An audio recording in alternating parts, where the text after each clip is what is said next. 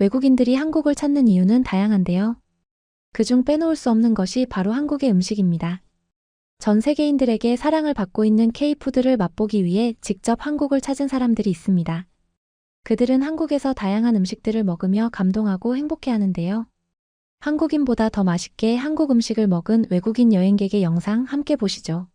From Seoul, a city that rose from the ashes of war to become a global powerhouse in just a few short decades. An area also known for its nightlife, but less college bar vibes and more food and drinks on the street vibes. Much better, in my opinion. Looking for a place to eat on Pocha Street. Pochas are kind of these little informal street food eateries.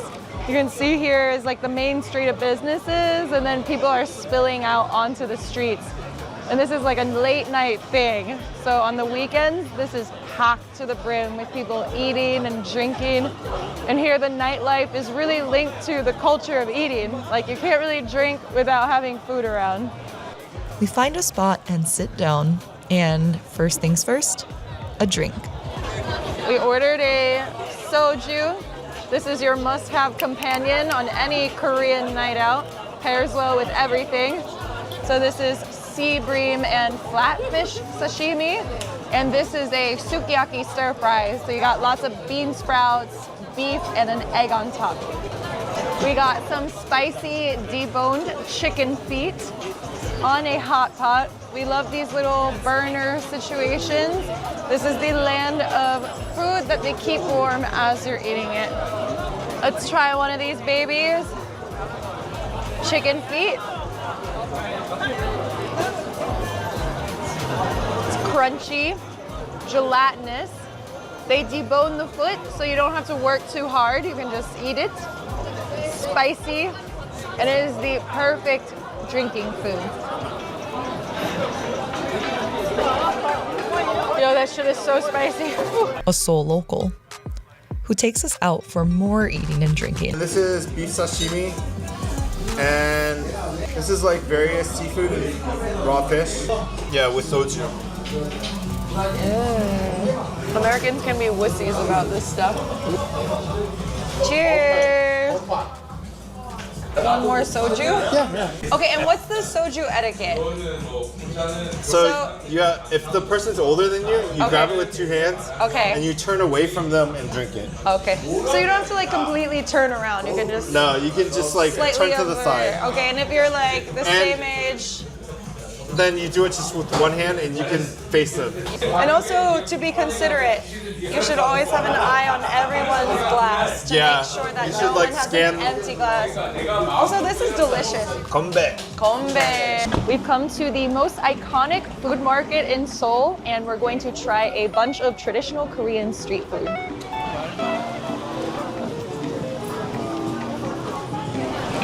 I really love markets like this one. There's so many sounds and smells and things happening. Our first stop is probably the most well-known stall in this market because it was featured on the Netflix street food show. And they specialize in hand-cut noodles and mandu, which is Korean dumplings. It's cool because you can see them hand-making everything up close and personal, and the owner is here. Hi! There's a few garnishes on top as well. Some sliced zucchini it looks like, and some shredded seaweed, a little pepper. The noodles are really tender and soft, and the broth is really, really light. It almost tastes like a light chicken broth, and it's just something you would want to eat on a cold day. All right, that was a really strong start. Now let's go eat our next thing. We found stop number 2, the traditional Korean mung bean pancake. Over there, that's the mung beans being ground, and from that paste, that's what they make the pancakes with. And it's deep fried. This is the sauce that comes with it. It's kind of like a savory, slightly tangy soy sauce. Maybe there's a little vinegar in it, and then pickled onion. Oh yeah, look at all of that oil. This is deep fried goodness right here. Dunk it in. All right, cheers.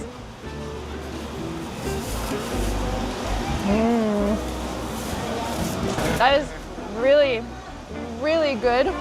The mung bean has a very dense texture, but the way they fry it, it does not feel too heavy. And it's crispy on the outside, and the pork has a really nice, fresh flavor. It's really, really freaking good. The best things in life are fried. Out of the main area of the market, there's a lot of little alleys like this one where you actually have restaurants. We saw this one with a huge line, so of course we decided to stand in it. They specialize in seafood, and apparently it is Michelin Guide recommended. So let's see what it's all about.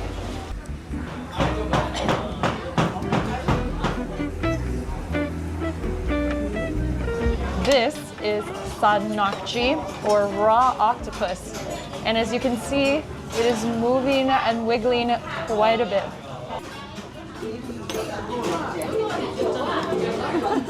The right way to eat it, you dip it in the sesame oil, which also has salt and pepper in it. Ooh. My inexperience with Korean style metal chopsticks is really showing right now. All right. Oh my God. It does not want to be eaten. I can't even get it. It's sticking to the side of the... Oh my God.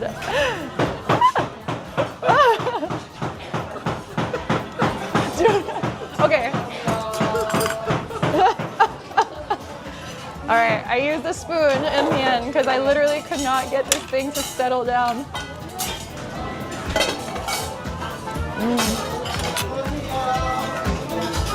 This guy has some spunk in him. It tastes very fresh. It's actually really delicious with the sesame oil. It really adds a nice twang to it. It's way less scary than it looks. So I approve. Coming to eat some gamja tang, which is a kind of like a hangover soup, and we'll show you really soon. But Korean restaurants are really special in that a lot of them kind of specialize in one dish and one dish only. So there's literally just that on the menu. So it makes decision making very easy. You come in, just choose your side, and voila, that's it. Like any good Korean restaurant, you have the banchan, the assorted small plates of cold and fermented dishes. And this is the main affair. She is glorious. So it is a ton of pork bones and potatoes, and then different types of seasonings. So it gets this really rich kind of brownish red color. There's a little hint of spice in it, and it's known as like a hangover soup. And yeah, look at that. Woo. Those are some meaty bones. You see the chunks of potato here.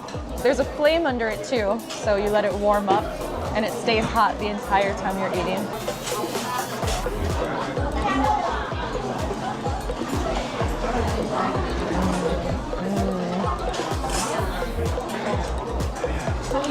So yummy. Just really fresh pork, and then the soup adds a little bit of spice to it. It's really good.